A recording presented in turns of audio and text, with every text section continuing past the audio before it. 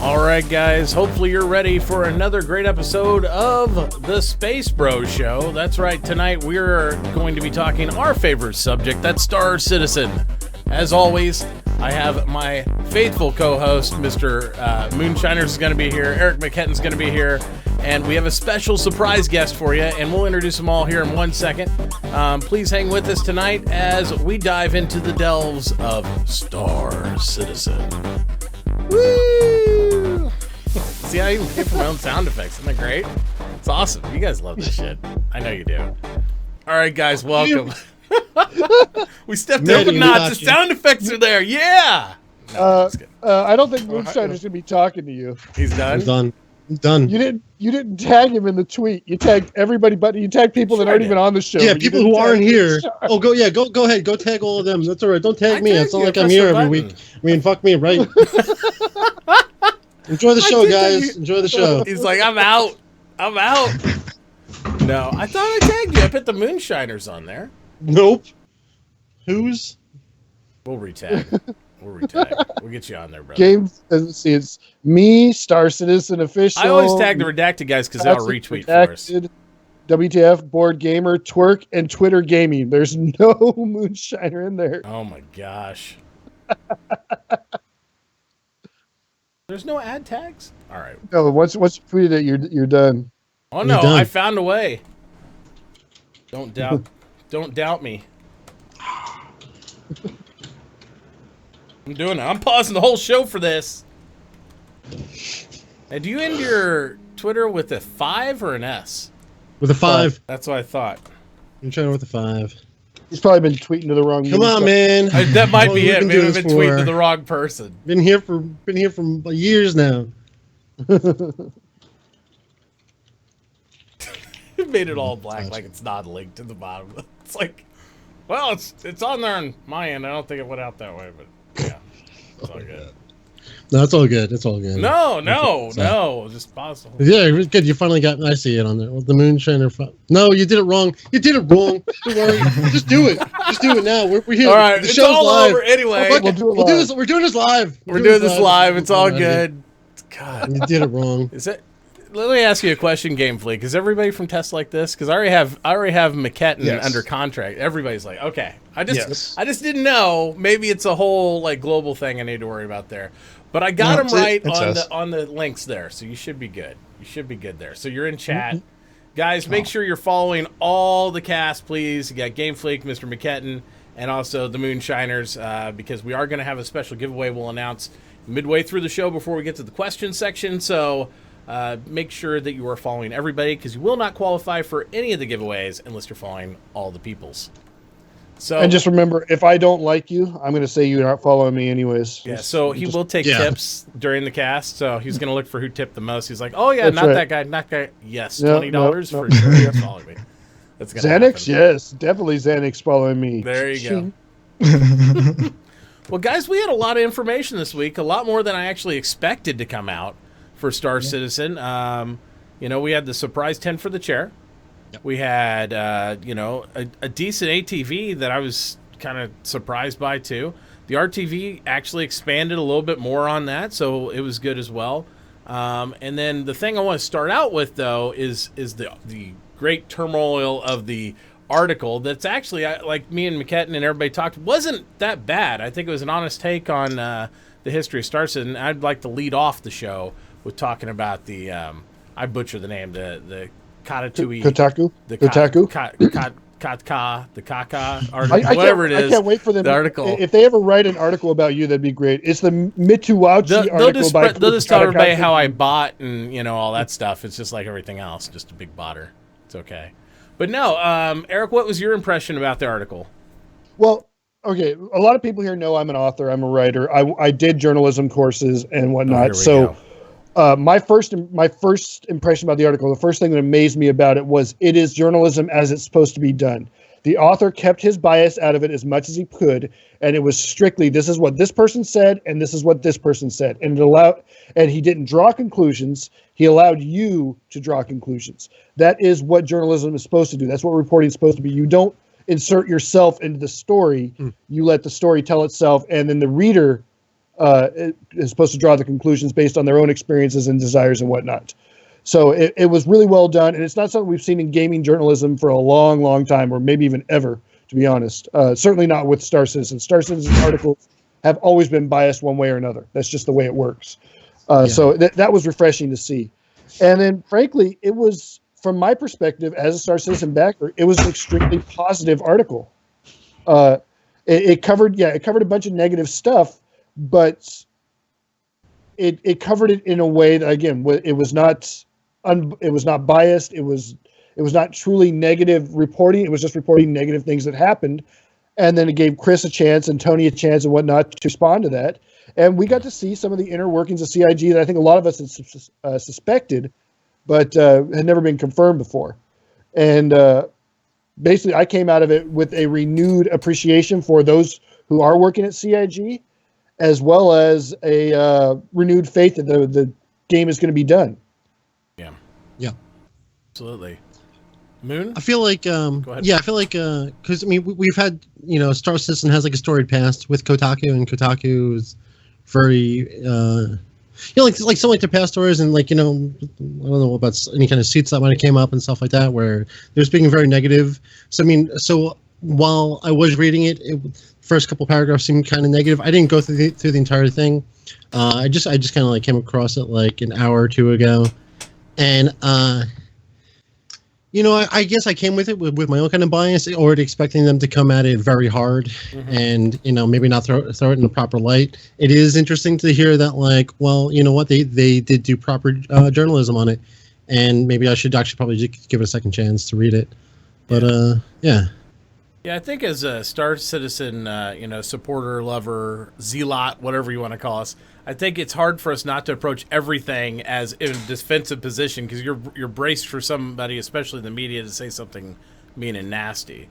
But I think that was pretty good. Game Fleek, did you have a chance to look at the article at all and any of that stuff? What was your takeaway? Yeah, so I haven't had a chance to look at it. I actually have been working a lot this week and out of town.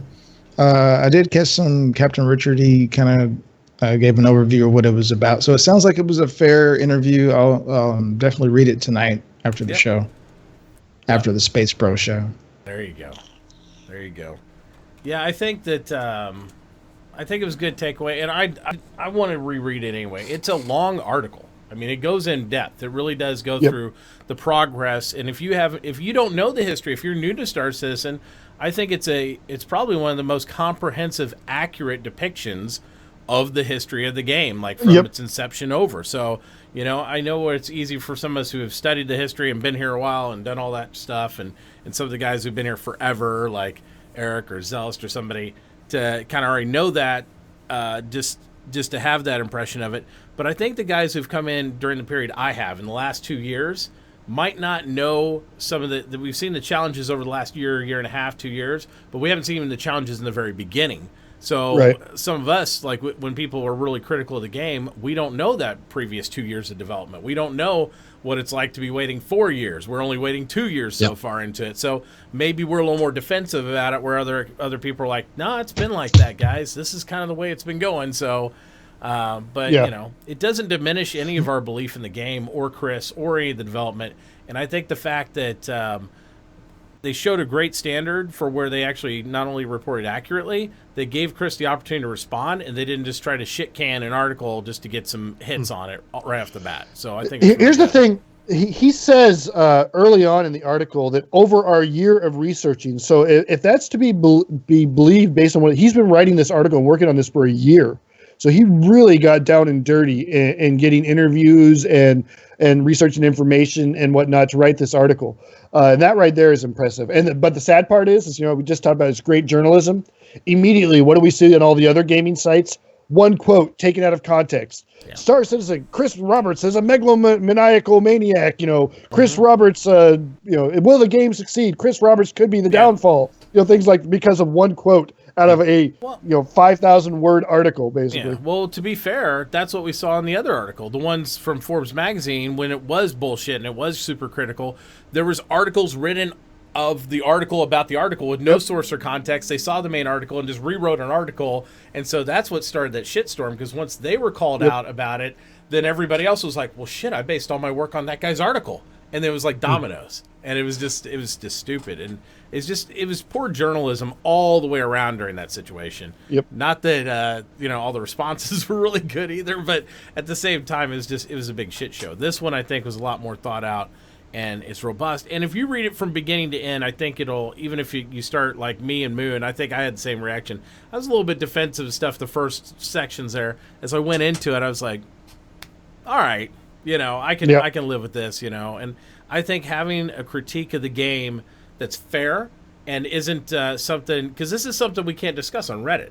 I mean, we've tried, and unless you justify for, like we said, 2 to 3 paragraphs about I've been a backer since this, and I've spent X amount of money, and the author had to do that with this article still too. In the comments, he's like, "Look, I put $2,000 into this. I'm an original backer." Yep. So even though it is not a negative article, he still had to justify that. Hey, I like Star Citizen, and I'm behind Star Citizen because otherwise the Star Citizen fans are out there going, "This is just a hatchet job," because I didn't read it. I just read the title, and I know this is a hatchet job. You have to have that defensive paragraph or two in the beginning of anything you say about Star Citizen to have anybody that knows Star Citizen or loves it read the article. And it's insanity, but that's just the way it is. So, but yeah, I just thought we should touch on that. It is linked, guys, for those guys who want to check it out.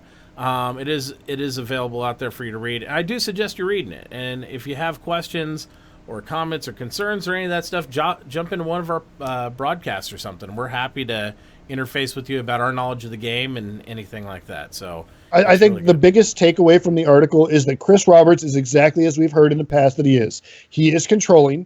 He is singularly focused. And if you do not fit into that focus, you are done. There's no ifs, ands, or buts. You're just not going to be there. And that goes all the way back. I showed you before, there's an interview with Richard Garriott from 2007. He was Lord British, one of the co-founders of Origin, where he's talking about Chris way back then. And he said, Chris developed by decree. And I can't remember the other guy's name now.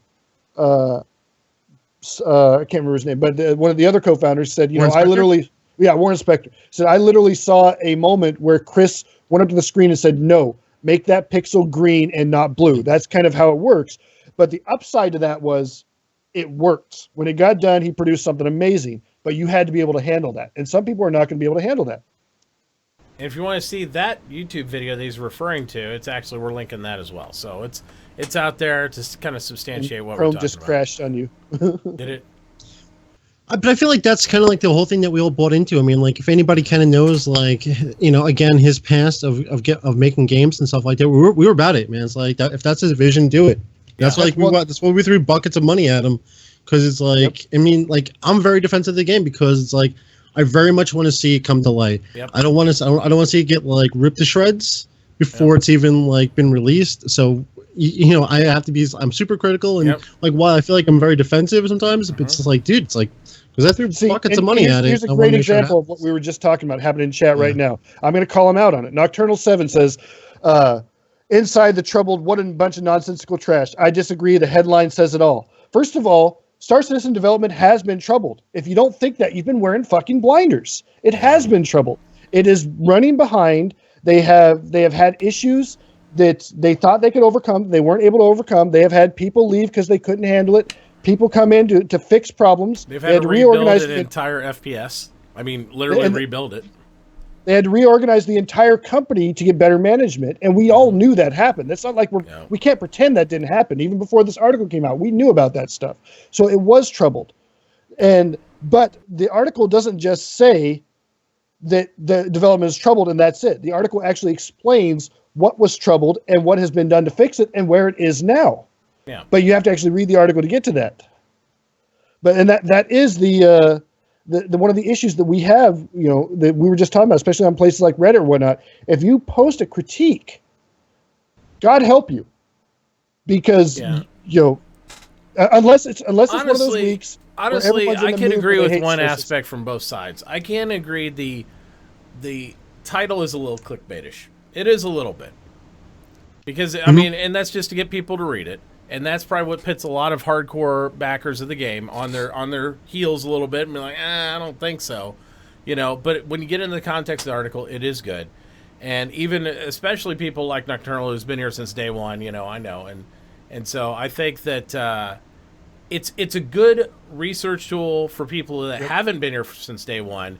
And I found out some information I didn't know, and I think it's good for other people that we educate about the game who want to know all the bad sides of the game, everything in the development. Read this, squash those to begin with, because what you have is when you bring your friends in and then they don't know all these bad things, and then they sit there and like all the troubles and all the things with the game, then somebody jumps on them, right? That's where you get the Derek Smarts and stuff that jump on them about, so, oh, you didn't know about this? It's like, no, I read about that. When you go in full of knowledge into any situation, including Star Citizen, you come out making a positive decision. You're going to be more supportive of the game, and you're not going to be wishy-washy. And I think articles like this one, if there was another one anywhere that I could point to, would be worth reading. So I think this one was good as far as critique goes. But we'll move on from that, and we'll keep on going. So you got to show people the bad and the good of things, and then let them see where you're at. And then it doesn't matter. It's you show them the Gamescom demos, and they're like, just jaw drop. Yep. Yeah. Yeah, absolutely.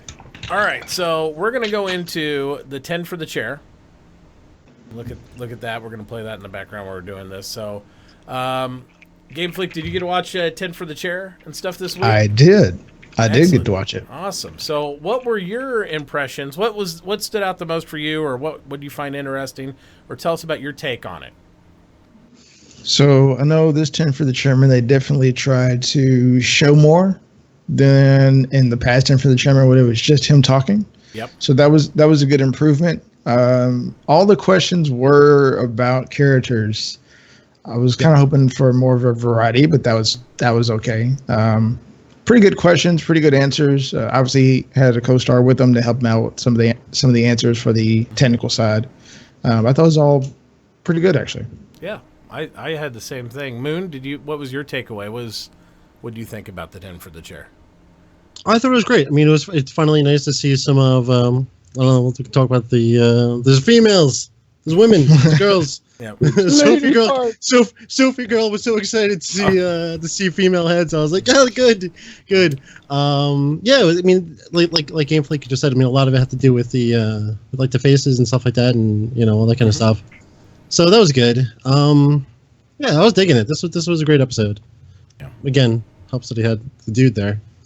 Absolutely. I like how he implemented having somebody technical with him that was in the field. Not that Chris doesn't know all, but sometimes it's good to have somebody who has their hands into what's being developed directly right then. So, Eric, what was your takeaway? My takeaway is that I agree with whoever it was that posted on Reddit, and I think we need to start working on deciphering Chris Roberts' personal sign language, because clearly he is inventing a new I did sign see language. that post. I did see that post. And if we can figure it out, I think he's giving us messages. But for hands. Yeah, I want to show that right there. No, my takeaway on it was when again, it's the little things that sets it off for me.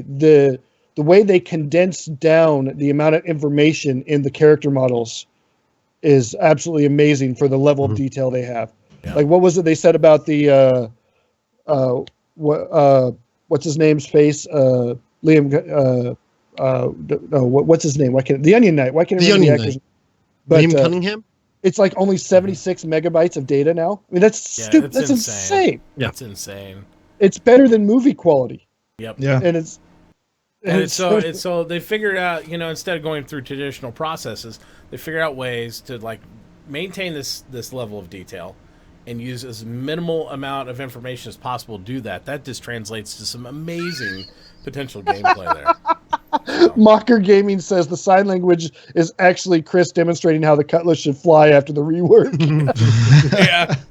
Absolutely, but you can even see in this image right here. I mean, the level of detail is just amazing, and these aren't even level 0. I wasn't tier 3 stuff. Yeah, this is like anywhere from a tier 2 to whatever, tier 1 to tier 2, something like that. The level 0s are only reserved for the main characters, like what you were saying, and Gary Oldman, and of course Sandy Gardner and all those main people you're going to interface with.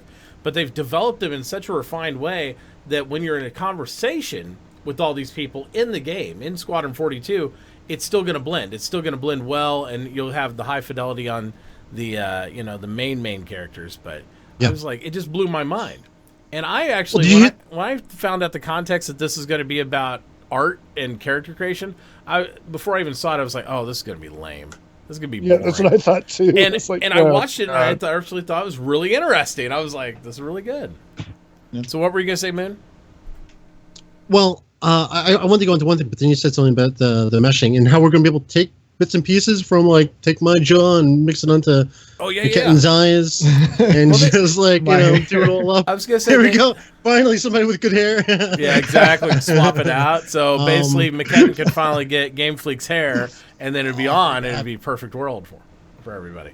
Yeah. But no, they said what they have 9 male, 9 female base models, and then they had something like 100 variables or something like that, and that's how you switch out the different portions and whatnot in order to make your own likeness or as close as you want. And the cool thing about the base models is they aren't creating. These aren't just like the artists sit down and say, okay, we're going to design a black guy and a white guy and whatnot. They actually take people and scan their faces, and that's the base. And then we're going to be able to take those people and reform them and reshape them, and merge them together to make our own characters.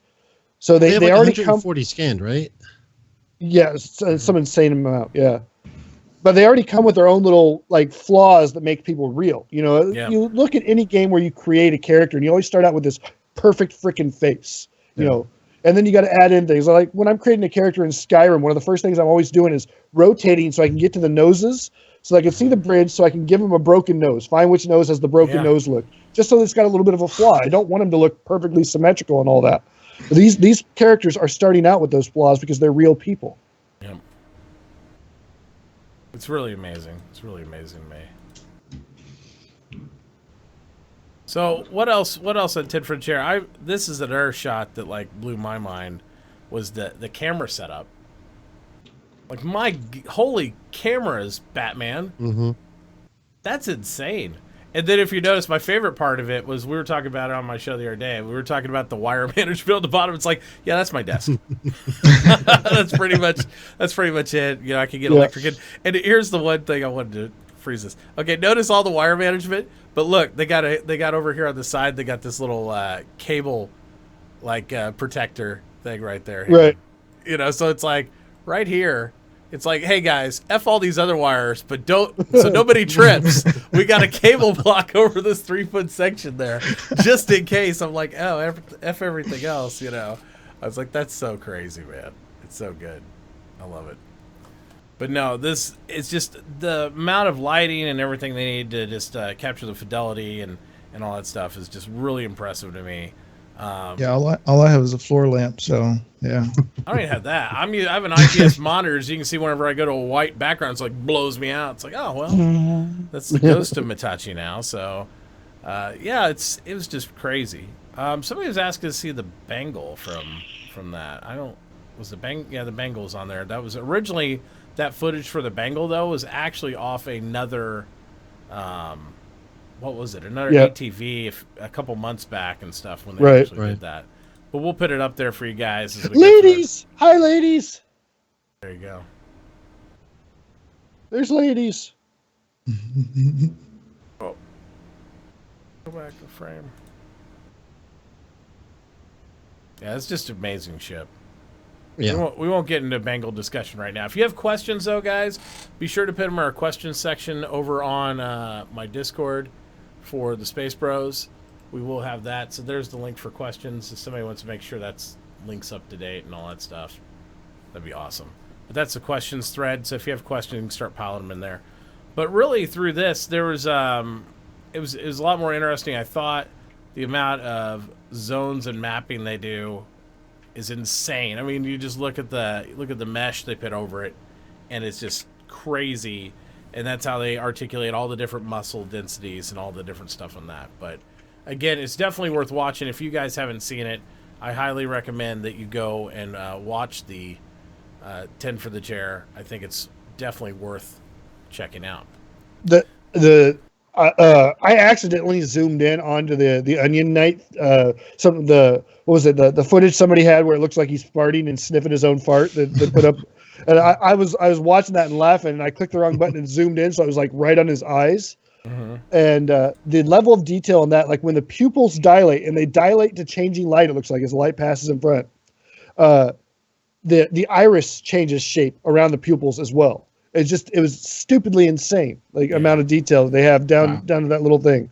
It's just crazy. I'm super excited about that. I mean, they were talking about we were talking about the size of the characters and how many megabytes they're going to be. And they were talking about in other games where a lot of times, you know, they do the CGI capture and stuff like that, and like they're playing out a scene. You're basically just watching a video that is then like it's res down. This way, it's not high impact. We're actually going to be able to see. You can be able to stand next to these guys while they're acting out the scene, and it's gonna, you know, like you're going to see the face movement and stuff like that. That's very cool. You don't see that. Yeah. Yeah, everything walk from the behind eye them twitch to like just like you can see emotion without them saying anything, and that's what's crazy to me. I mean, that level of detail you're talking about, when you can read, just like in real life, when you get with somebody else and you actually are talking about something, regardless of what they say out of their mouth, you can tell by their expression on their face how they're really feeling, and to capture that in a game, that's amazing. I mean, that's really amazing stuff there to me. So. Well, after that, we had, obviously, Around the Verse. So, Around the Verse, I don't know. Again, I was very impressed with it. I was very happy with what I saw in ATV. They started out with the weapons. That was pretty cool. Those are, I don't know. That's just... You think that's is that a UEE skin? Is that why it's green? I think so. Yeah, military. You think we'll get different alterations of that? I am praying for a ballistic rifle, sniper rifle. Yeah, we're missing that. They're missing a lot of weapons on the military side. Absolutely. Because you would think for every energy base, they're going to have some sort of ballistic variant, you would think, because there's pluses and minuses to both. But the most significant advantage right now we have with the weapon balance is you only have a ballistic SMG, whereas you still have a laser rifle for more of a medium to long range type set. And I thought that was really interesting because right now it's balanced in my mind to a point, because the laser rifle allows you to engage at longer ranges more accurately, even though it doesn't do quite as much damage, right?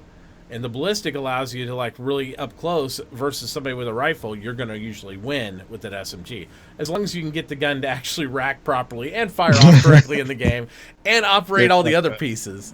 So for most people, they've copped out and just gone shotgun all the time. And sometimes I do that myself because it's the only gun that works consistently. The shotgun works every time, and if you hit somebody with it, you know it. There's no in between on it. Yeah, it's very good.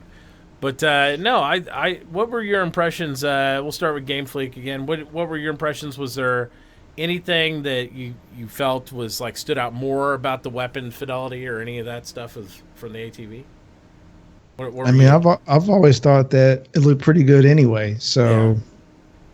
I mean, I can tell that they've added some matte finishes and some extra shine here and there. And I know they're going to add the different item ports for the scopes, different types of scopes and all that stuff. So that's new. And they showed off a couple of different weapons, not this time, but they showed off some other weapons before. So I'm looking forward to seeing all that put together. Yeah, I think so too. I think it's interesting that every time I see the weapons, I'm like, wow, that looks good. And then they bring them out again. I'm like, how does it look better? How do you make it look better every time? It just blows my mind. It's Robert standards. Absolutely. Yep. It's crazy sauce. Well, then this was like one of my favorite parts as I saw, and I know it got me excited, and I'm sure it got you excited too, Moon. This is the stations, the modular station stuff.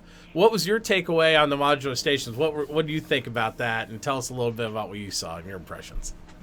Well, they kind of like reiterated on this today with the reverse the verse and how like we'll be in space, and just to have like a diverse amount of different kind of like we talk about satellites and stuff like that. Yeah, the satellites. There we go. I see it. Yeah, absolutely. Yeah, so they'll basically just sporadically kind of like pop up, and they'll be slightly different than the others, but yeah, it's super cool, man. And just how quickly they can build it now, and you can place these around the verse, and yeah, very cool, man. Do you think they'll ever let us build these?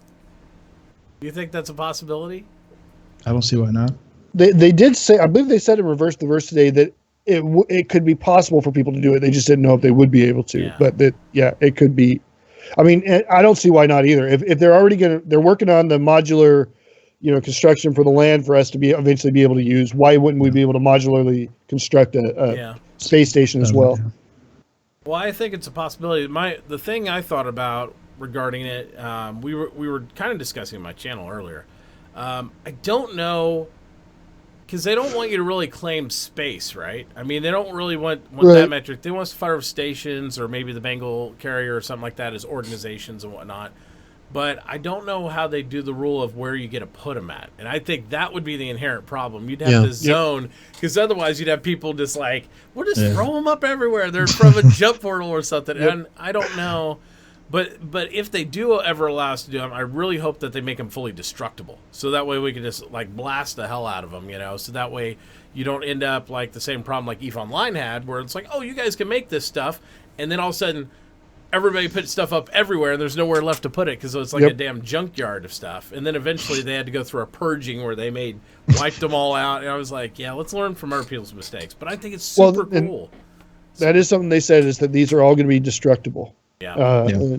So, and they also, again, they further went on that on RTV that they will also have built-in defenses. Yeah, the military satellites, like what we're seeing now and stuff. That'd be really neat. I wonder how destructible, though, because they also mentioned repair, right? I wonder if they want to make them fully, like, you could wreck the whole thing, or if it's like, damaged state to bring systems down and then you could rep it. I think that either system would be fine, but it's really interesting to see how simple they snap together. And after the art team gets their hands on it, those things are going to be amazing looking. So. Well, to address what Dome is talking about, it was a problem. The Star Wars Galaxy had the same problem you're talking about that Eve had. That people would build these things and just abandon them or leave them there, and they just clutter up the space. Yep. I think the easiest way to address that problem is it's going to be expensive as fuck to do this. It's not going to be something that your average person can just. But then you got to make it even more expensive. You got the key, and is, you have licensing fees, or I think the key you set on was the very beginning thing you said, is if you make them destructible, because the problem Eve had, they're not destructible. You could build a space station out in soft space, but once it's set, it's there forever. Somebody else can capture it, but it never goes away, because nobody wanted to, they were worried about the same thing where I see the direction of sometimes Star Citizen going. They're worried about hurting people's feelings or making people mad. They go through all this effort to build this big iconic thing in space, and they want it to never be washed away, right? So the problem is, after you do that so many times, everybody's got one. Excuse me. Bless you. That was a yawn and a sneeze together. I know. It's like needed more oxygen and sneezed it all out. No, but yeah, they didn't want to make them destructible, and since they made a rule that I think only systems can only have one or two of them or something like that in different areas in EVE. So once all the systems have one in the soft space, it's like, oh well, there's nothing else to make. So it was one of those problems. And then later on they said, oh well, we'll make them destructible now. Then nobody wanted to blow them up because they're so expensive to make. So it was still perpetually the same issue. But yeah, it's one of those things. I'm actually more excited about the potential. While I would like players to be able to build in space, maybe this will come online as some tech that we'll see for systems on planets. I mean, we know that they're going to use it, right, in CryEngine to build settlements and stuff like that, but this would be really cool. Well, they showed that. Yeah, exactly.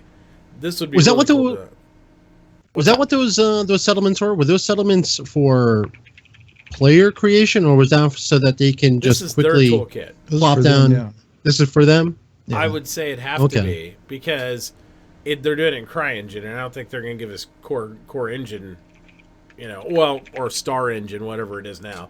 But they're doing it in that mode that I don't think. Haven't they talked about like base building for player? Homesteads. They did in so Gamescom, why right? could this be a thing where you set up a building, you can set up different habitation pods, and I felt like this was kind of like what they were talking about, but maybe not. They made it sound like it was systems for them, but I could easily see if they make it Snap Toolkit where it could come online for us too. I think that could really be a thing. And I don't see them doing it another way for us. So a lot of people want to see where it's like a Minecraft where you mine the ore, you make the bricks, you make the block, and then you pay each block. I don't think so. They're going to make it very modular. You know what I mean? It would be. They're not going to have us like digging 60 elements to make a wall or something like that. because it's such well, again, a they small kind of piece game. referenced this again today, Mm-hmm. where they were saying like, well, we don't want things being built upon and just being like a big old huddled mass. Yeah. That sounded like maybe because they didn't want us doing that. I mean, well, they can do amazing things. Yeah. They can make amazing. I think they structures. are setting us up to. So I wonder to do this. Well, I mean, if you were I was gonna very do confused. it- I was confused by this. Yeah, and People there was a talking lot of that videos. chat in the actual ATV and stuff because I think people were confused because the way they presented it was because they kept saying we could, and then they say players could then move through the hallways, and then they'd say we could build this. So I think they approached everything from their team doing it, but it doesn't mean that down the road we won't be doing that because if it's a modular piece. I think if you bought the piece of the facility, you would buy I need to buy engineering room and I need to buy these pieces. You have them shipped in, or you bring them yourself, and then you have to snap them together like Legos to facilitate your own, base or house or whatever you want to call it. I'd be okay with that. Absolutely. I mean, and that's what we all want, and that's what Chris actually said. If you guys haven't seen the Gamescom interview with the Italian division of the Star Citizen community, I did. Yeah, he absolutely stated that is exactly the plan, to have bases, maybe put a shield over the whole thing, and then have other orgs or whoever find them, and then they could fight over the facilities and those type of things. So I think it's possible. I don't know if this is the exact tech we'll see in it, but potentially, yeah, why not? I think so. Could be. We might as well mention it because everybody else has. None of us went to the Barsis in Florida, right? Right. Because none of us live around that area. Right. But apparently it was a very successful event, and it was really cool. And so everybody that got to go, I'm super jealous, and F you guys. That's all I'm going to say about it. Mm-hmm. Jump points out. Jump points out, all that good stuff. So if you haven't got to see all that, you definitely should take a peek at it. And here, this is probably one of my favorite pieces that I didn't think I'd enjoy. Exactly. Reeling it up, reeling it down. This is one of my favorite things, is seeing the problems they had because, they talk so much about the visual stabilization and they talk so much about the rigging system. I don't think I really understood the rigging system until I listened to this portion of ATV. Because they demonstrated, and even though the guy looks like he's probably been on something too long, and he's running around with a GoPro, I mean, that's really, it was interesting. And then their solution was I got to show that part because there's been some amazing things. Where was it at? With the chicken? Yes. You gonna show the chicken? Yeah, the chicken. Where's the chicken at? Pretty sure it's the chicken. It's ingenious, by the way. It is. It's purely a genius. I would have never thought of that. Never in a million years. They're probably racking their brains. Thank you, smarter every day. And I don't know which is better, the chicken or the guy holding the chicken's So the guy has a great series. I enjoy watching him. Yeah. I like how he was talking about today that he came across the solution by accident. He just stumbled across the video as a funny video. It was wait a minute. Won't that work for the vision stabilizer? Yeah, it's perfect vision stabilizer. He was probably looking at vision stabilizers and chickens. It's all chickens. Chicken technology. It's funny because Brian was kind of trying to make it sound like that, he was Googling all this information and whatnot. He goes, no, I came across the video by accident. Yeah, total accident. I was looking at chickens because I got this thing that we're not going to talk about in there. But apparently the rigging system would work great for the chickens. It's the chickens are the secret to the whole thing. So I can't wait for the chicken tech to come online. It's going to be amazing. And I think somewhere we even talked about, you seen the leak on the what was it? I think it was a leak on leaks. Yeah, there's the leak. It was about the Squadron 42 head stuff. So I'll find it. Just give me a minute. Chicken heads. Good. Well, this poor guy in chat.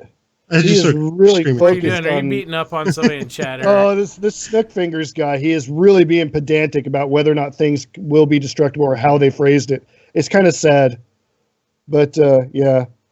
He said, and now he's saying he wrecked me just because he disagrees with me. How about we just say longer Wrecked. term soon? Yeah.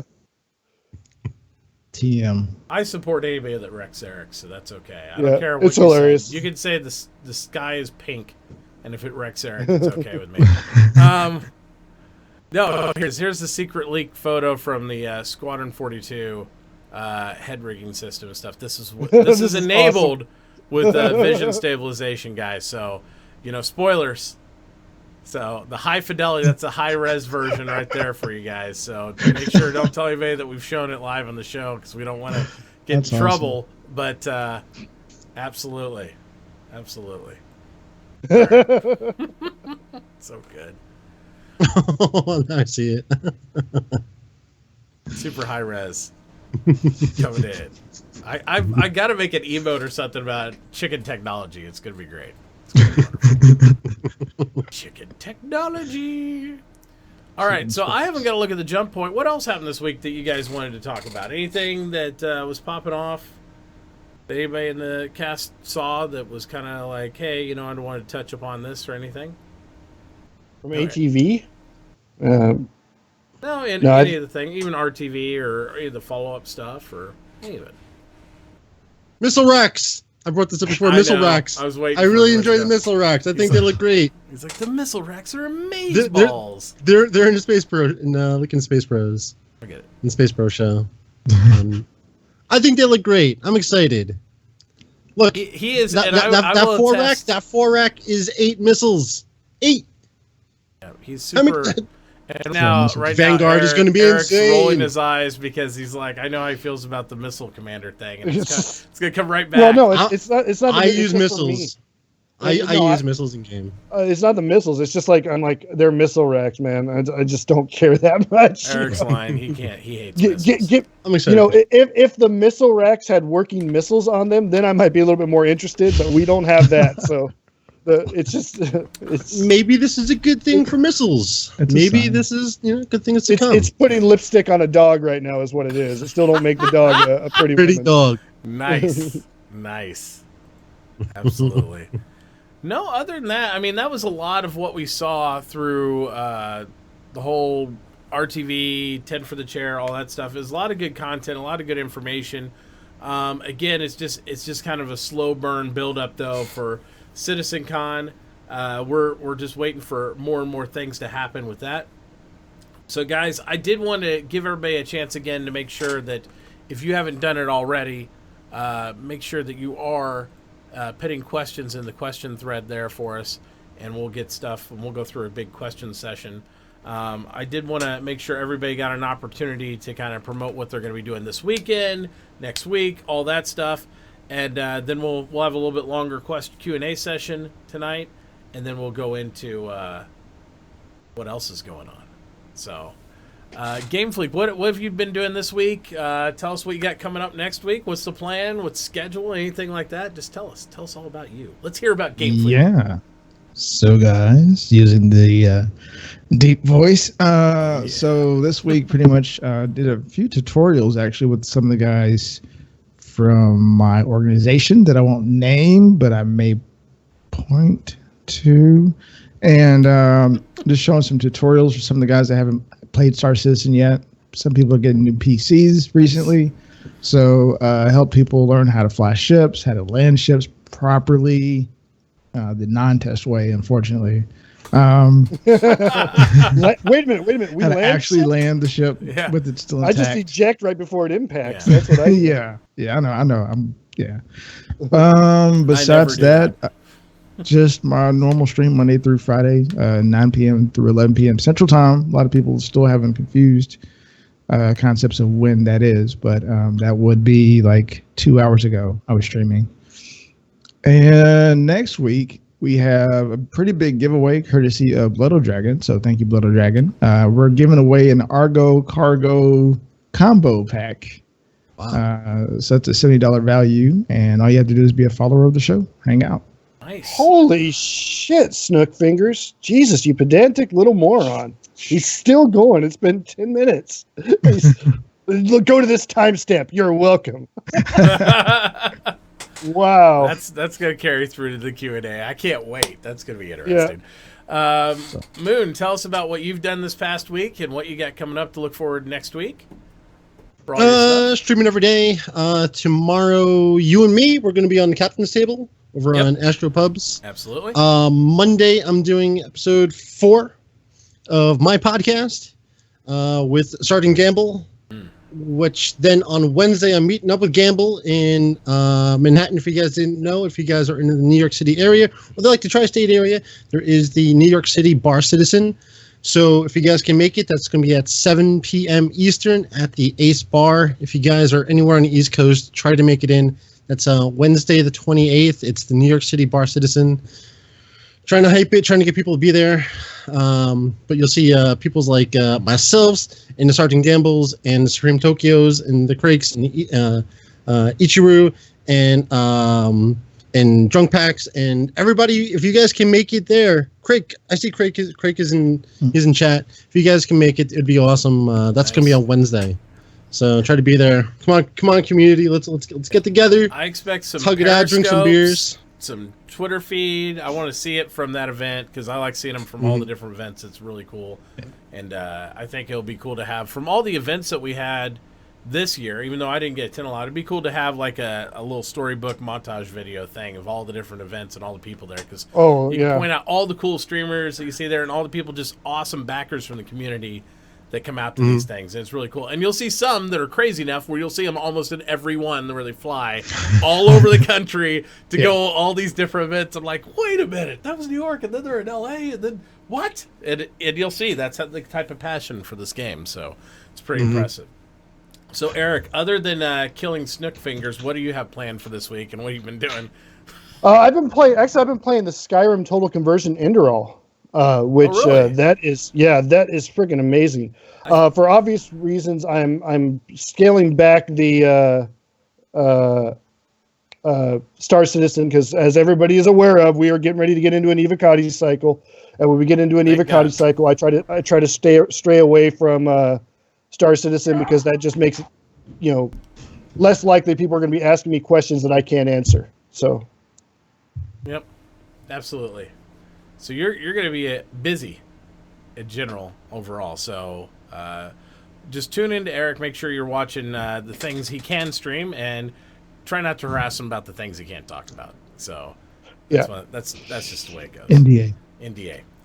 Yep. So for me, as everybody knows, this week, it's been a crazy week for us. We've been super busy on the show. We've been giving away a lot of stuff, trying to hype up the channel.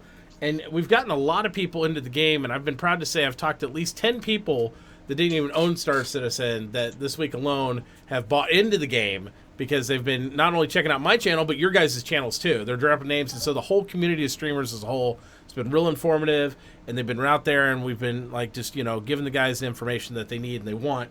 So that's been awesome. I did apply for Twitch partnership the second time this week. I was denied again. So we're still working on growing, and we're going to do that, and that's fine. It's kind of expected to go through these cycles and stuff and keep on growing, so it's no problem there. We're going to keep on pumping it up, and we're going to keep on hyping the stuff and doing it. And all the backers and stuff, we have crossed over 225 subscribers on GameWisp. So we are growing the channel, and we're putting all that money back in. We're going to have one hell of a shindig for the CitizenCon stream because all the moolah is coming back out to you guys. We're going to keep hyping it and keep recycling it like that. In addition to that, we have the donation bar that we're doing over there, and when we hit that, we have a giveaway going for that. We're almost complete. We're getting really close. It's almost just, from the bottom of Game Freak's shoulder down to the bottom of the screen. You just need to fill it a little more, and it's a downhill struggle, you see. So you just pour it in, and it just goes down. But yeah. Also, we're going to give away a $25 gift card this episode of the show. So we're going to do that through the Q&A session. We're going to start that keyword raffle here in a minute for you guys because we want to make sure that you guys all get the availability to be in it. But you do have to follow every single streamer in here. We are going to check that, and that's the way we hype it up. So, make sure that you're going through the list. Everybody's followed, and then we'll draw a winner at the end of the show. And you guys will get a $25 gift card for your Star Citizen wallets. And that's how we put it back in the game. This weekend, we'll be doing a lot of streams. I do have some family stuff I got to attend to, of course. We also have to hype up the weekend of CitizenCon since I'm not going, and maybe some of my friends that aren't going here might show up on the show, too. We're going to be doing a special Space Bro episode on Sunday, and I'm going to do it at minimum a 12-hour stream from noon Central Time or 10 a.m. Pacific all the way to midnight. And if it's really hype, we'll just carry the party to whenever because my wife took off work for it, so who cares? And we're going to do giveaways. We're going to be doing some pre-show stuff. Toy Grubbin's going to be out there at CitizenCon doing some remote ins and stuff, getting some of the hype from all the other community that's out there and stuff. So it should be really good, guys. It's going to be awesome. Make sure to mark the date, and it's going to be a blast. And hopefully, with all of us in the community, we're going to see new people coming in, and we're all going to hype it up and keep that going, too. As Eric tries to, like, melt faces with keyboards. Do it, Eric! Go, baby! He's like... Oh, you're, that little genius right there called me McCunton. Oh, man. Wow. Yeah. You better be careful. We do have... He's a pedantic little troll, like I said. He's not concerned about anything other than trying to piss people off. And the sounds of the hammer smack. You know, he does have the hammer smack. Mods! Well, Eric is a mod. I think the fact that I was laughing at him instead of getting mad has pissed him off, and now he's resorting to childish name calling instead. Oh, well, let's not do that, guys, because let's have a little bit of, well, you know, I'll just handle it. Never mind. Anyway, so just so, you know, he'll get a chill out for a minute, and if he continues and stuff. I respect everybody's opinion, but please don't come on the show and be all like that, guys. It's just not nice. It's not nice. All right, so we're going to start this keyword raffle for a $25 gift card. Real quick. I don't know. Photoshop weights into my arms. Are we able to look for shopping weights? Yeah. Let's see here. I gotta start doing that myself. Hold on. What's that? Anything good you can lift up? I got a bowl of food. I'm trying to catch up to DJ Knight. It's not working out. Yeah, hey, I don't know any of us can do that. That's a man is all muscle. And the funny thing is, if speaking of the Florida Bar Citizen, if you guys saw the Twitter pics and stuff from that, it's like DJ's, you know, he works out.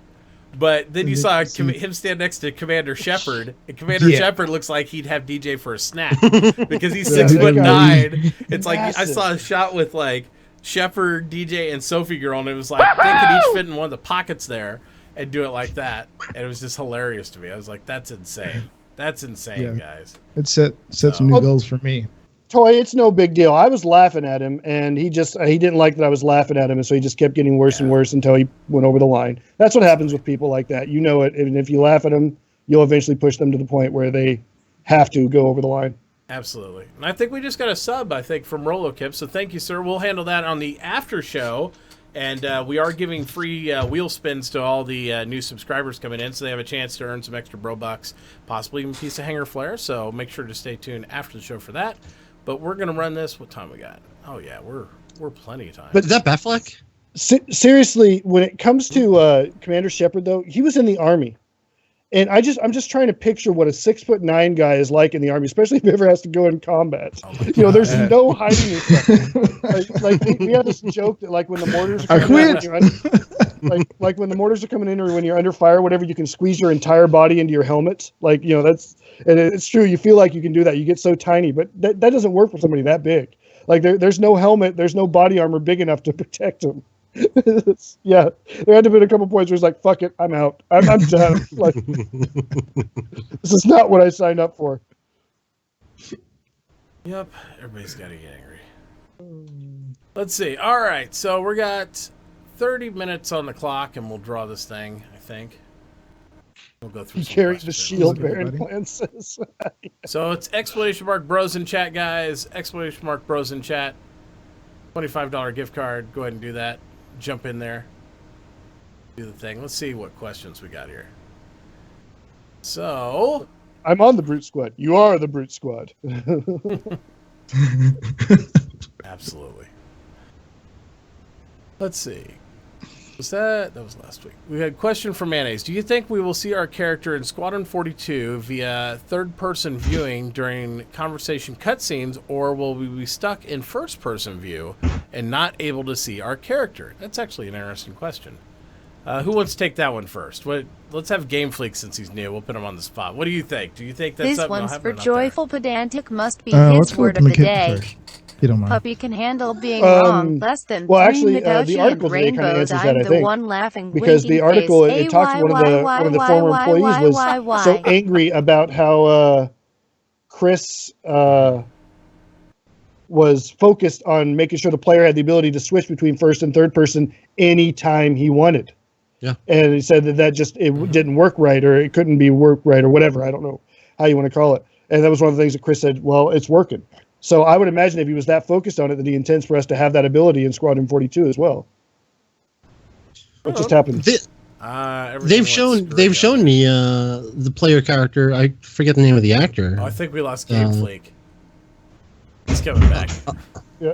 It's like, what Here he happened? comes. Yep. Sorry, family emergency. It's okay. It's okay. Family first, man. That's the way we always do it. Game Fleek, no! Oh, Game Fleek! I'm back. Yep. But getting back to that, Yeah. I mean, they've shown the player character. I mean, they did the same kind of facial capture, where he had the cameras right here in front of him and stuff like that. So I assume we should, if they captured his face movement, they had to have, Yeah. the ability that to swap makes out, sense. go in the third person. Yeah. Absolutely. Okay. Let's see. Then it says, Mayonnaise, next question would be, would you like to see the ability to change your character's voice via sliders, such as making the default voice higher or lower pitched, No. such as in Saint Row? No. They pick these actors for a reason. And the last thing I want to hear is, a voice actor that they chose to have the voice talking like Mickey Mouse because I have a slider that lets me do that. Yeah, true. Yeah. Yeah, let them tell the story that they want to tell. I mean, and if you're talking about, like, also in-game, I don't know if you're talking on Squadron 42 specifically, but, like, we'll also have in-game VoIP, right? So we'll have enough guys with voice changers. And when it comes to, Star Citizen proper, I don't think our character's going to have a voice other than what we give them. But the Squadron 42, the character voice, I want it to be the actor or actress's voice. Makes sense. Yeah, I had no problem with Mass Effect. I had no problem with the voices that were already used there. So Yeah. I don't see why this would be different. Yeah, and I think it's, why, even if they allowed that, it'd be such a minimum change that they would allow, because, Chris didn't want people to, like, make themselves green or pink or 40 feet tall or any of that stuff in the game. They're trying to keep an element of realism to it as far as the look and feel. So I think the pitch variant for, like, a man or a woman would be so minor that it'd be a waste of time to even do. Because they're not going to have you come up and be like, "Hi, guys!" It's not going to be anything like that. And Chris, even though it might be funny and fun, Chris isn't going to allow that in his game, regardless of what we kind of want. I just knowing. We're going to get that enough. We're going to get enough of that in Star Citizen when you got the 11-year-old. Don't worry, guys. We'll figure out how to reduce. Come in your ship? Yeah. It's like, oh All god, I can already see that. Yeah. Proxy chat and hailing. It's like you hail people and you just hear pirate songs come over the comm. It's like, yo ho ho. It's like it's gonna happen. I mean, it's just it's gonna happen. Cam said, I think it would be a good future, assuming that we have dialogue to use. Well, he's talking about, this is his opinion. I'll go ahead and read it on the voice thing. He says, that way, assuming the multiple voice types could choose from, we could choose the more depth to our conversations, and if not, allow some more customization on how we like instead of relying on a single sole voice. So, I mean, it could go either way in that, but I would think it wouldn't be a slider. It'd be, you can choose this voice, or this voice, like they wouldn't, it'd be, the actors would have to voice act the entire thing through that. And, Thrace Fulton asked, said, which came first, the chicken or the rig? That's a great question. I would say the chicken, because I don't think the rig existed at that point. And that's really all the questions in the slot we got there. So there's not a huge amount of questions tonight. I mean, but again, there's not a huge amount of things you could personally kind of throw in there. So One may be coming in super late. It's from Mayonnaise. Mayonnaise, you better type quick. Yeah, we still don't have where's I can't remember his name. Our question answer, Zim. Where's he at? Or question asker. Failing Miserably. Last couple tonight. of times he showed up late and then tried to ask questions as we were closing down the stream. I know, it's like but we to be fair, it is a shorter episode today than we normally ever do, right? Because usually he comes in at about 12 o'clock, and at this point, the rate, he'll be here and it'll be over. It'll be like, what happened to the Space Pro show? Did you not do it tonight? But just like some of the episodes ATV get short and stuff, there's only so much content that's going out right now, and even though it is amazing, it's sometimes it's hard to rehash the hash of what they rehashed when they rehash it. That makes sense. Yes. Yes, So, I got it. There you go. So Mayonnaise said, do you think we will be able to send an NPC crew to train in better schools while maintaining the same pay rate for them? That's an interesting question. Can you send a crew off to go train we haven't heard much about that for a long time, but the original plan for the NPCs was that they will improve their skills as they use them. So in theory, you wouldn't even have to send them out just by hiring them on and keeping them around. They would get better. Yeah. Uh-oh, what did Dome do? I don't know. That's a big one. He said, 600 "Don't seconds. Judge me," and he got timed out for 600 seconds. Well, we know how Bitbot is. That's an auto timeout. Oh no, that was Toys. you Toy time it Rubin out did for? that. Oh, boy. Oh, he said something right. He's like, I have a question. Oh, you misclicked. Give my Caterpillar. Yeah, you probably popped the wrong one. Yes, for the locros. Worst mod ever is Toy Grubbin. Always. We love him though. Worst mod. Good man. Worst mod. Let's see. Anybody else? Any other questions? Just go ahead and throw them in chat, guys, or you can put them over in the Discord, so that way we can get to them for you. What do you think we're going to see next week? Because next week we have... Which studio is it? Is it... I think we're back to LA next week, aren't we? No, we've already gone through 3. We did LA, Austin. So next week is Manchester. Manchester, and the week before CitizenCon. That is a good question. What the hell will we see from that? Squadron 42. I would imagine there's going to be a lot on the F7A now that I think about it, because we had the jump point, the vault dump this week and whatnot, so and that we know they've been working on it. Yeah. Let's see. We had Duke wants to know. He says, "Has anybody heard about the warehouse storage rental for the item to stock up before selling?" I'm sorry, don't know about questions. Works that first time. That's fine. It's all good. I don't. Yeah, the warehouse storage / rental for an item to stock up before selling. I haven't heard anything about. They haven't talked about it that I know of.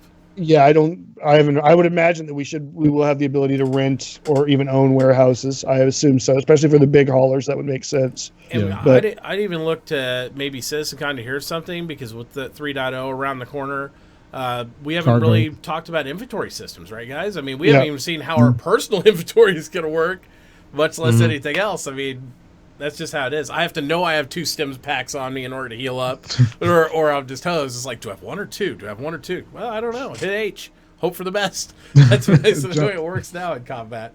So I feel like they've said in the past that like our hangars would be more used when it came to like large amounts of loot that we would have.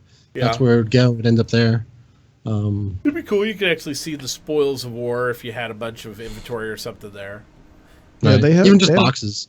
They have brought up that you can store pretty much anything physically in your hangars. They haven't said anything about rental hangars or how that's going to work. But yeah, well, I was always cloudy on how they were going to do the hangars anyway, because the hangars are at a physical location, right? Right. Yeah. And originally, part of the original backer rewards is we get to choose where our hangar is going to be, and we get to keep it there rent free. That's one of the rewards for early backers. Yeah, which means you'd have to inherently have hangars other places in order to have merchandise, assets, and other things other places. So, that's always going to come into tail there. So, I mean, and obviously, like the asteroid hangar is not located on Terra, so no matter how much you want to put it there, it ain't going to be on Terra. Things like that. So, let's see. Good point. Cena says, so we are going to have co-op, so that anyone. I don't even understand that, Zoo. I'm sorry. It says, we are going to have co-op, so that may be why the player has an actor. I don't think they're doing co-op. Co-op, they are doing a limited co-op from what they last talked about it, which is that we will be able to probably replay certain missions with friends, but the actual campaign will not be co-op. Yep. And I think that's just because it'd be impossible to script it. Yeah, because they're going to do like the Wing Commander special missions editions and stuff, right? Where they're going to have little episodes that might do it later, but they didn't want to go back and rewrite what they have as a co-op thing. Because just think about, and it makes sense. I mean, when you think about any time another game has tried to do real co-op single-player stories, not just single-player gameplay, but single-player stories, they've always had to fudge things. Like a great example is, the Fable games, where, you can play co-op, but the other person is basically a frigging ghost. Like, nobody sees them or interacts with them, and... No Man's Sky. Yeah, no Man's Sky co-op, same way, yeah. They're just... Let's see. We'll go back over to... Now we're getting a ton of questions here, so... Shots fired. Exactly. Always. Mayonnaise... No, we had another one from Zoo over here. He said, okay, he did say, do you think the entire sport will be co-op or whatever? That addresses that. Mayonnaise asked, and he said, what is something that you would surprise you or you would like to see revealed at CitizenCon? We'll go around the room. We'll start out with Moon. What would be something you'd like to see, Moon, or some sort of surprise that you'd like to see talked about at CitizenCon that you may or may not be expecting? I feel like the most thing that we're all expecting is to see the address again. I don't know. It feels like it's so cliche. Like, I don't know, Polaris and stuff like that. Those kind of ship sales. I mean, would you have something to surprise you? A release date on Squadron 42. That's it. That's what I want to see. Release date. Yeah. So a deliverable that it's like, hey, here it is. Not like, hey, we're working on this stuff. We're working on this date. We'll be here. Because I'm tired of saying, like, when Squadron 42? Maybe 2016, maybe 2017. Yeah, soon. And while I'm okay with it, it is hard because you have other people coming. They ask you, so what's going on with this? And it's like, it's working on it. It'll happen when it happens. Yeah. How about you, Game Freak? What is one thing that you would like to see that either surprise or something you're just really looking forward to hearing about at the CitizenCon? So I like to see the Caterpillar flight ready. I'd be into that. Cool. I got one of those sitting in the hangar that I've been wanting. I melted a lot of stuff for, too. Yeah. That'd be awesome. Eric? That would surprise me?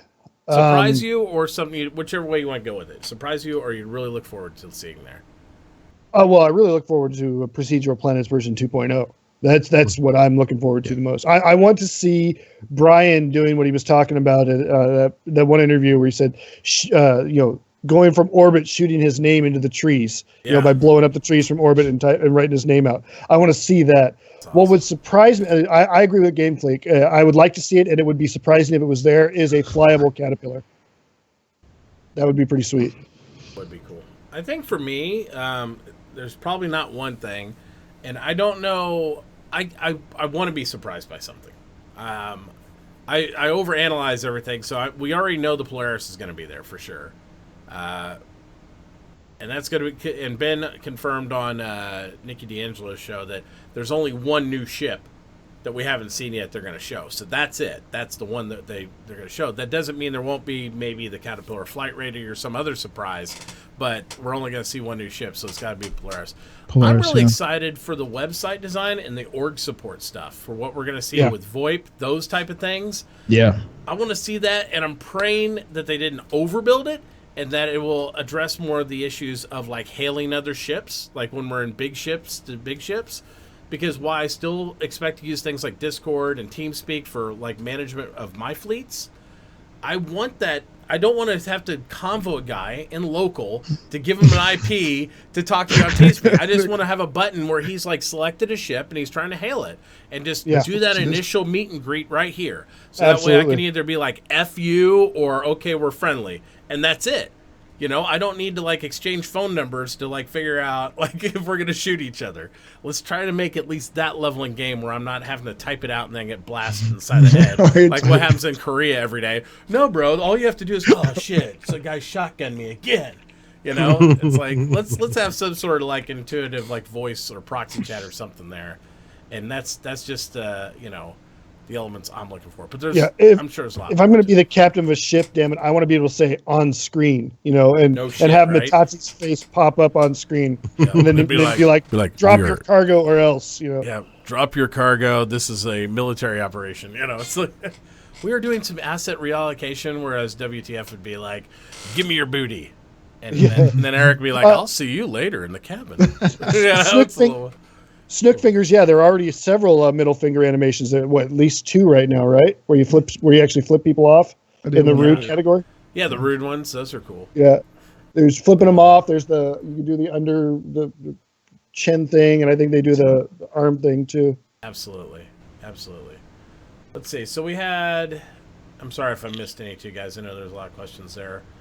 We had. I just copy pasted one in there. Oh, did you? Good. Yeah, grab them out of chat because they're scrolling through and I'm missing some. Debrisfield says, do you think Squadron 42 pilots or racers will have higher blackout resistance than the average pilot in the final game?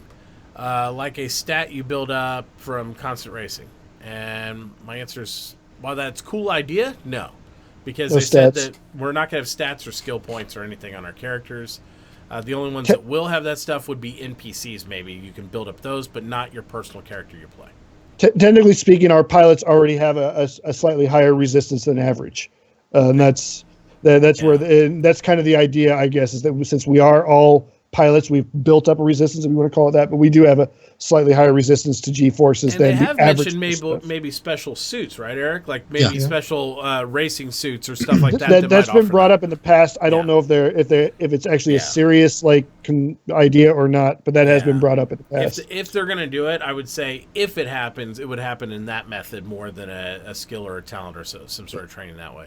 And I think inherently it's the same way if you're dog fighting or if you're doing what I do, where I just drive around Korean circles when I'm not killing people inside. They're relying on your skill. If you start to black out from like pitching or yawing, you could do a barrel roll and it'll spin you back straight. It's like there's all kinds of different It's an axial roll, not a barrel roll. A barrel roll would actually make the problem worse. It's a barrel roll. Don't listen to it. Barrel roll makes a barrel shape. That would actually make the problem worse. It's a barrel because it would imply more G's. It's an axial roll. It's an axial roll. Don't axial roll. Don't listen. Axial roll. Mitachi, he likes being right. Stop it. I know he does. It's okay. I got a trouble. It's not an aileron roll either, like the CIG calls that, because there's no ailerons. What did he say? And on my other question, would you want to see the co-op and second player, be it actors or they're going to do that. So, but we can address it towards like when they do that with the other stuff they do. You like the do. The player or actor in Squadron 48, even if you're a played or single player, when your friend joins, he can take control of the side characters. That would be cool if you were like doing an episode and you had like a AI friend or party member, and then they could zone in and take control of that. For what they call the agent smithing for the MMO for Star Citizen. Is that should be able to drop in supposedly and take over the role of what was an NPC. Mm-hmm. And the second part of that question is something that I think we've addressed before, but we can touch it again. He says, currently we have an armistice zone that is something that will be in the... he says, is that something that will be in the final or live game? If so, would that be something that could be hacked and turned on or off? They haven't finalized the armistice zone. Now, Chris has only talked about, and you guys can correct me if I'm wrong, they've only talked about monitored and unmonitored space. He hasn't really touched on whether there'll be an actual armistice zone or if that's something they're going to try to walk away from in time. I don't know. My impression is that the armistice zone is just a temporary measure to kind of emulate what will be, like you said, monitored space. Yeah. There will be areas where weapons are not allowed, but from what I also gather, they want to give you the ability to try to sneak weapons in there if you're willing to accept the consequences of that. Yep, so, consequences. Absolutely. Which the consequences will probably be you draw that weapon out and you're instantly killed by 4 or 5 different security personnel and automated turrets and all that crap. Yeah. And you're just like walking around Port All-Star shooting bottles, and you hear, "What's that?" And then you just shooting NPCs are coming at you. Well, I think I hope they implement it that way, and I think it should be, because people were discussing it when we talked about it before, and they're like, well, and then we try to find a way to escape. No, I think if it's a true 0-level green zone and you do that, it should guarantee instant death. You might be able to kill the guy if you perform the execution right or do something, but it should guarantee as a hostile you die too. So there shouldn't be any chance of escape at that level of security. Maybe at different tiers or monitored space, maybe you have better chance to maybe get away, but it should just be like NPCs or auto cannons or something just blow you away instantly. And then you have to meet the repercussions. So while you have freedom of choice, you do have to reap what you've sown. And I think that's fair in my book. Yeah. What else? That's true, Rainbow. I'm pre-screening this real Rainbow. quick. Okay, this one's from Snooky Fingers. He says, do you guys think the hit registration was good in the stabilization demo because he was shooting NPCs, or do you think that also the new Star Network is enabled as well? We should ask the second part. I want to answer the second part of the question Well, how first. about we answer the first, and then let's answer the second part first. Then we'll go into the actual question. And then we'll see if Eric wants to say, well, Eric, will you take me to prom? Yes, I will. I love somebody who likes to argue. So you and I will go to the prom. I will get you drunk, and I will take advantage of you. There you go. All right. So what do you guys think? Who wants to dive into this one? Why don't we ask Game Fleek dive into it? So what do you think? Do you think the hit detection was good in the stabilization video? We'll take it apart from that. And do you think that's because he was shooting NPCs? So, yes, maybe it was just me, but they died pretty easy. There was one guy who literally was running, got shot one time, went down, then he shot him a few more times just to kill him. So I think they put that on extra easy mode just for demo purposes. Yeah. That's just me. Yeah, I think my chat was pretty critical of the Mario Kart coin sound every time you kill somebody. Ding! Oh, I'm making money. Ting! It's like you are making Mass Murder 2 fun now with Nintendo sounds in the background. Now, I agree. I think they had it on a lighter mode, but maybe they were all wearing light gear. But it seemed like the shopkeepers were harder to kill than the NPCs they were shooting at, because they had to chest shoot them and then double tap them in the head to put them down. And I was like, that guy over there, you shot one shot, and the shopkeeper took 4 rounds to the chest. I don't know. Swirly's right on one aspect, though. It was it wasn't probably. It was local. I don't think there was any network involved in that at all. He said that today on RTV. That wasn't actually Port Olisar. They just took part of that station. They made a localized level for it. So before people get excited and say this is a Star Marine map, there's no confirmation on that. That's also why it was 60 plus frames per second, because it was offline mode. Yeah. Yeah, exactly like what he said. But no, I don't think 2.6 is going to be 60 frames. Yeah, to expand on that, I think they already said that the hit detection, at least what they're going for, it has no boxes. It is true surface map hit detection on here. And that inherently is also part of the issue, because I think you've seen what happens when we're EVA, right? We turn into butterflies. So our surface area, I don't think, is purely solid all the time, so maybe that's it. But the reason they have to make it no hitbox and true mapping is for the cover system, the way they're implementing it. So if you're on a corner and you're back, that way part of your head box isn't sticking out around the corner. And unfortunately, bullets currently in 2.5 shoot through corners of walls, so it's kind of a moot point. But foreseeably, it's supposed to have a solid state, and then you'll be able to do the leans and stuff like what we saw. But for those that are worried about it, that means Star Marine is going to be, desynced and whatnot. Star Marine, I'm assuming, is going to be running on this same server structure as Arena Commander is right now, as a separate from the persistent universe. And really, Arena Commander doesn't suffer from those issues. Doesn't suffer from low frame rates. It doesn't suffer from too much desync. The real desync you have with Arena Commander is just when the guy you're fighting has a ping of 300. That's the or a game mechanic issue, like with missiles, or something like that, tracking issues where it floods it. But the actual gameplay, that's where you get to see what your actual resolution, your card is capable of doing, is better sampled Arena Commander. Because it's not trying to render all the extra universe like it does inside, the PU. So, which inherently they're supposed to help stop doing that too in the actual PU with the 3.0 update, but we'll see. Yep. Let's see what else. Angel asks, it says, do any of you wish they'd fix so the ship setting, if you had it gimbal locked or not, is the same setting when you respawn a new ship? God, yes. So you don't have to go through all the settings every time.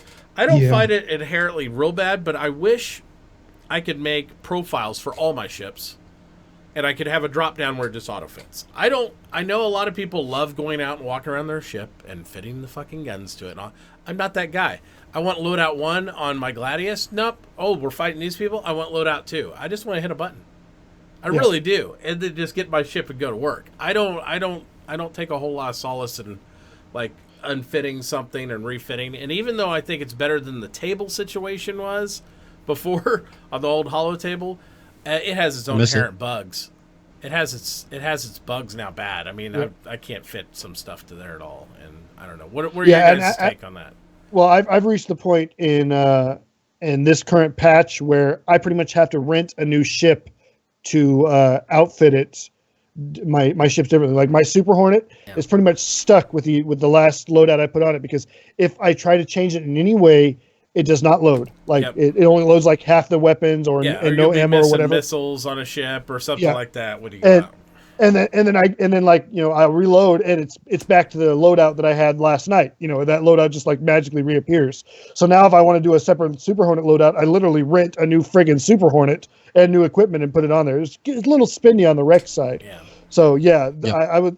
That obviously needs to be improved. And I know Rambody's saying, hey, you know, the hollow table's only temporarily gone, and that's fine. I hope they don't necessarily bring it back, and I'll tell you why. I'd much rather have it be on my Moby Glass. I mean, do we really need a hollow table? I mean, we have everything here. I'd rather just... A hollow table on Moby Glass. Exactly. It just zoom in like this. Hey, look, it's a hollow table.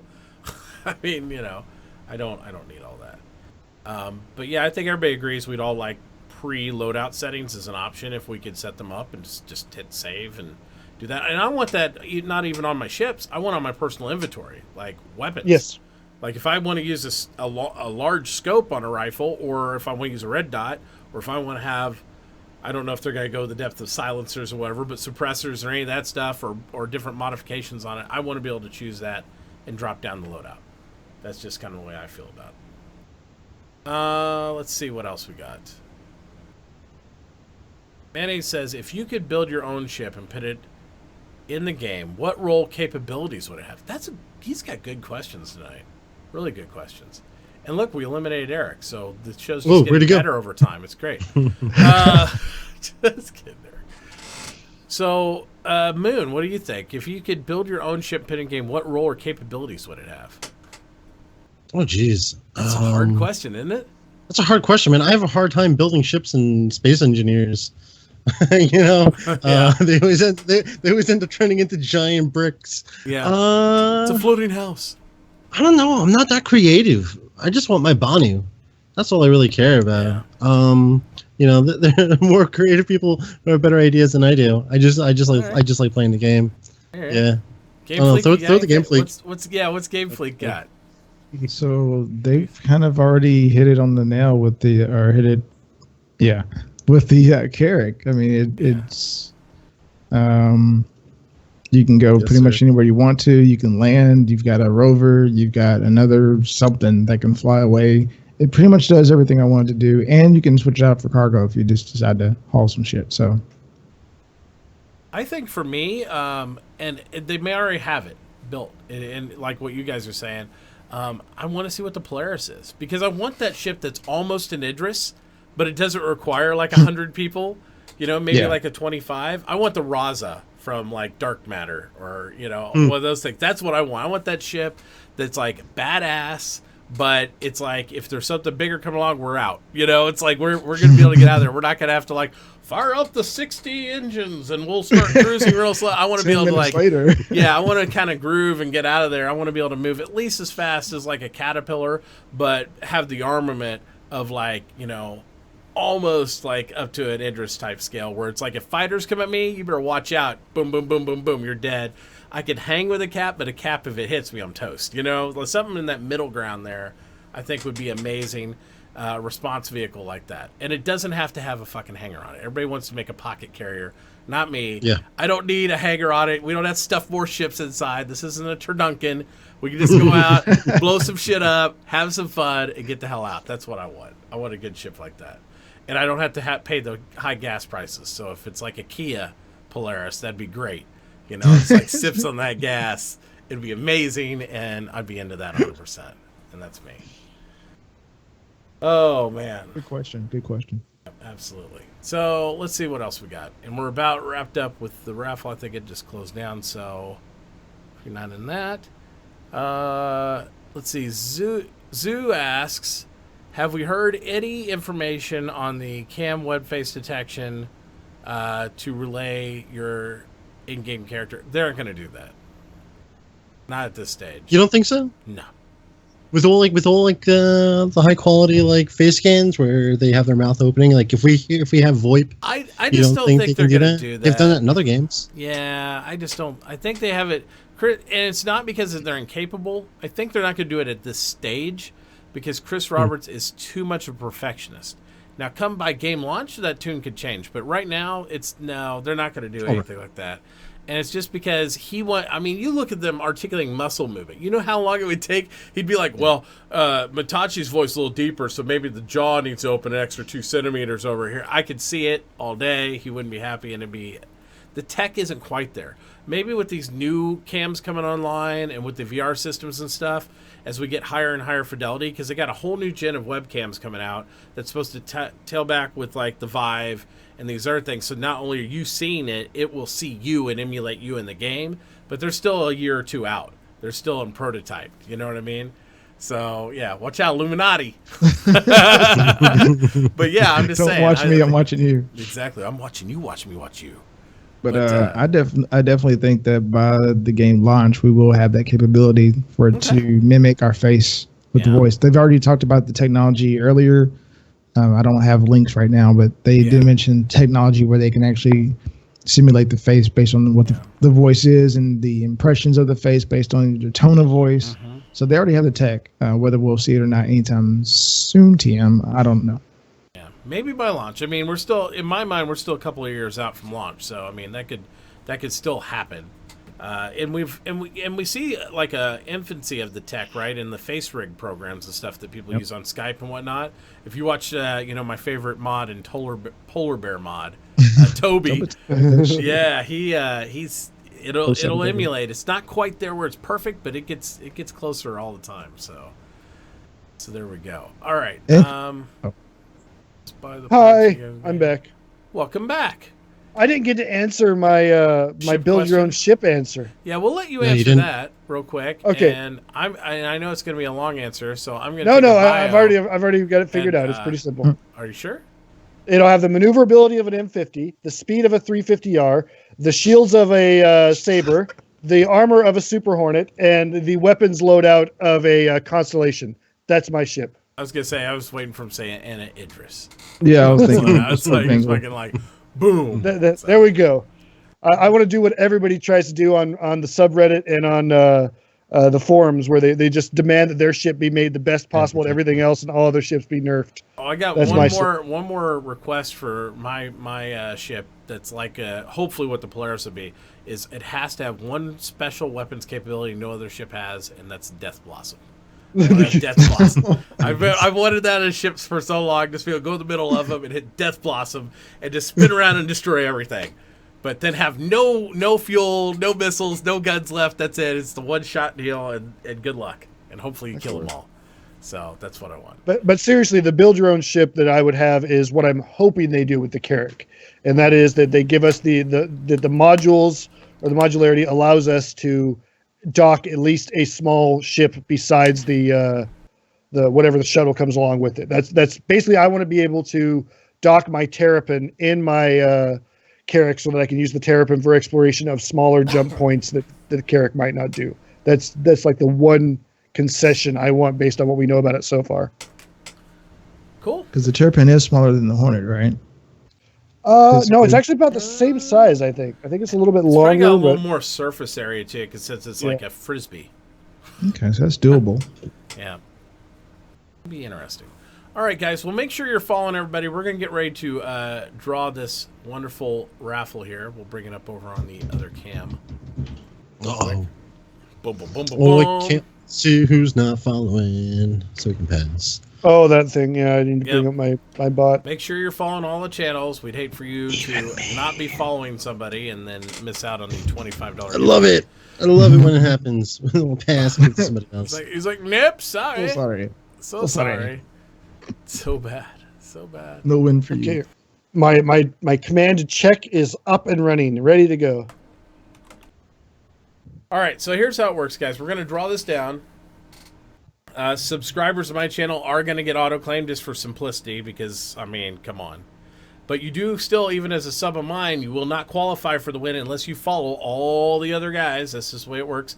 If you are not a subscriber of the channel, then you definitely have to reply with the claim word. The claim word will pop up on the bottom of the screen here in a minute.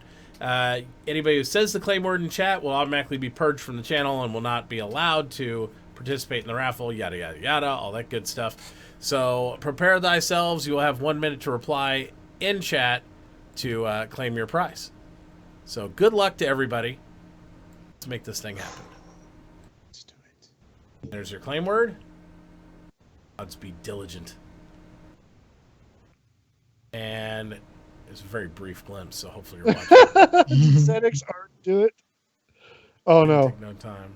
Oh, he typed in the wrong word. He typed in the shenanigan word. Well, shenanigans is blocked from my channel, so Just take my money. Great show. Just take my money. Nice.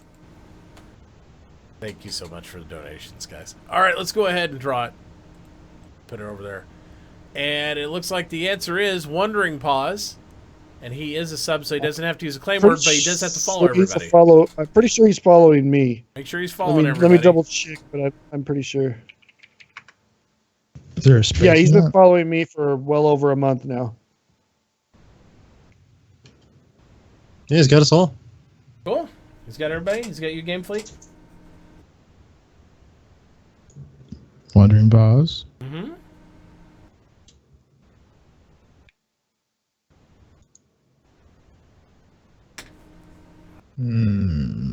Uh-oh.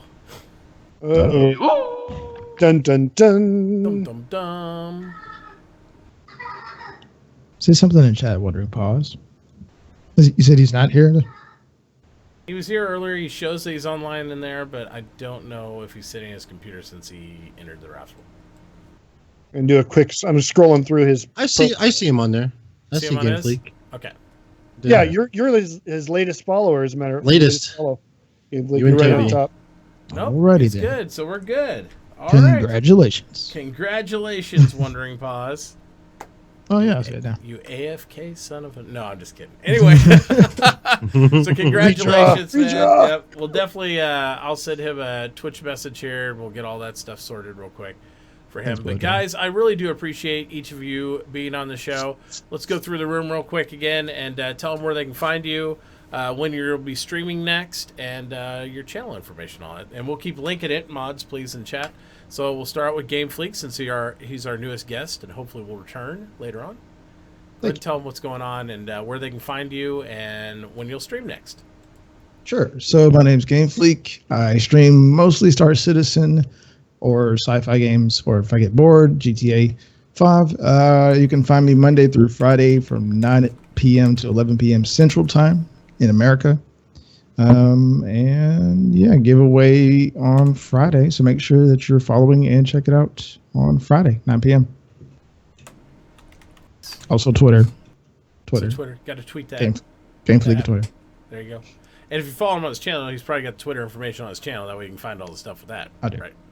See, he's got it set up. That's what's up. Moonshiners, I'm tell working. us what's up, man. My name is the Moonshiner. This is my name right there. See, it's right here. It's right up there. Don't forget to add in those underscores. Follow me on Twitter. My name is the Moonshiner5, because some other jackass got it, so I had to use some lead speak, and I put in the 5. Mitachi, you got to get that right next time. It's all good though. I do. I stream every day from 7 p.m. to about like 10, 11 sometimes. I do a bi-weekly podcast on Mondays. Make sure you guys are following my podcast then. Make sure you guys are at the New York City Bar Citizen on Wednesday. It's going to be awesome if you can do that. It's going to be at the Ace Bar at 7 p.m. Eastern. Try to be there. I stream every day. Come check me out. Play good music. We get into fights with Mitachi over at Korea, and I shoot Toy Grubbin a lot in the back because I see him walking around because he's trying to stalk me. So I shoot Toy Grubbin, and then it's all good stuff. Come check me out. We have fun. Nice. That's it. Eric? I'm at Eric McKetton on Twitter and here on Twitch. I stream Monday through Friday. Monday through Saturday, technically, I guess, at midnight Pacific time. Then again, Monday through Friday at 11 a.m. Pacific time. And in both cases, I'm primarily a Star Citizen streamer, but lately I've been streaming other stuff. And I do that as, like I said, as we approach Evocati cycles and whatnot, just to make it a lot easier, less questions, whatnot, and less temptation to answer with the wrong information. So. Well, and that's part of the reason we tailored this show, because we did have some people ask about some of the leaked stuff. We tailored a show because we do have members of the Evocati here and stuff, so we want to address those because we don't want to get people in trouble. You know what I mean? But come over to my show and we'll talk about all that shit because I ain't no Evocado. It's all good, man. We'll talk about the leaks and the seeks and the peaks. It's all good. Hey, look who decided to show up and claim his prize. Oh, well, it's too late now. We distributed the 25 between the 160 viewers, so good luck. No, I'm just kidding. I sent you a mail, Wandering Paws, so yeah, holy shit, you won. All right. That's the way it works. All right, guys, you all know me because you're here. My name's Mitachi. You know I stream Monday through Friday, and lately every single day of the week. We put in 84 hours of stream, I think, last week so far. Damn. I know, it's crazy sauce. But too much. Yeah, we're going to be streaming after this too, so don't run off. We are going to stop the show. We'll take about a 5-minute break. We'll come back and we got prizes, giveaways, more stuff, and hopefully shooting people in the face at Korea. That's what we're going to do, and we're going to have some fun. Look for me during this weekend. I do have some family stuff to do tomorrow, so follow me on Twitter if you want to find out exactly when stuff's going down. And we'll be leading all the way up to CitizenCon. We'll be reapplying for a partnership again soon because we're not going to give up on that. So with your guys' support, we will continue to grow the channel and make it happen. And that's all I got because you guys will be watching me here in a few minutes. So, guys, again, thank you for being here, guys. I really do appreciate each and every one of you co-hosts. You guys are awesome. Thanks, guys. I don't know what Moonshiner's doing right now, but it looks like he's trying way too hard to squeeze one out, and it might backfire on him. I can't wait till this podcast is over. I can go to the bathroom. He's like, I'm holding it, man. Prairie dogging over here. It's okay. I got the bucket. I got the bucket. Exactly. Everybody has to have the bucket. That's the way it works, man. That's the way it works. All right, guys. Thank you again. We'll see you later. Have a great night. Peace out, everybody. Be back. Don't run away. We'll be back in about 5 minutes. Yeah, get out of here. Leave now. This is your chance. Go. Escape while you still can. It's awesome. All right, guys. Thanks for being on. I'm going to go ahead and go take care of bathroom and all that stuff. Yep. Love your faces. Appreciate it, Mitachi. Yeah. Thank you for having me on, Eric McKitton, Moonshiners. Yep. See you guys later. Later, gents.